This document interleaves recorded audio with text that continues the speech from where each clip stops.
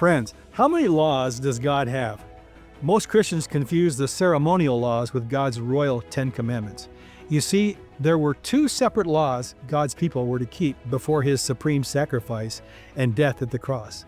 They are distinctly different. Let me show you the difference so you're no longer confused. Friends, this is very important to your salvation, as obedience to God's commandments is what Jesus not only wants, but he expects of his true followers. Jesus said himself in 1 John 2, verse 3 and 4, "And hereby we do know that we know him, if we keep his commandments. He that says, I know him, and keeps not his commandments is a liar, and the truth is not in him." Did you hear that? What Jesus just told you? If you claim to believe and love Jesus, but do not obey him, he calls you a liar, and the truth is not in you. Wow. Think about that for a minute and ask yourself right now, do you keep all God's 10 commandments? The ceremonial laws were given to Israel because they would not obey him. Even though they said, "All that you do, Lord, all that you say, we will do." These were severe and required to show how evil sin is.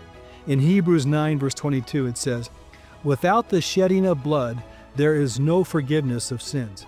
When Jesus died and shed his blood, those ceremonial laws were fulfilled and they were no longer required because Jesus became our supreme sacrifice by his blood. However, the royal 10 commandments will never change. These laws are a reflection of who Jesus is and identifies his own character. That's why Jesus says the greatest commandment is love.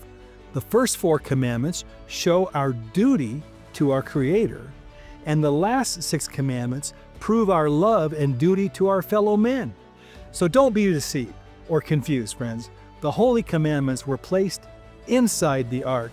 The ceremonial laws were a shadow or prophecy of good things to come, and were placed on the side of the ark. Romans 7:12 and James 2, verse 8 both substantiate God's commandments and are still binding as a moral standard for believers. So don't confuse the law that Moses wrote to the eternal law that God wrote with his own finger. Trust Jesus for the power to keep and obey God's holy commandments. Please subscribe, share, and like our videos so others can learn the truth. As the Son of Man, he gave us an example of obedience. As the Son of God, he gives us the power to obey.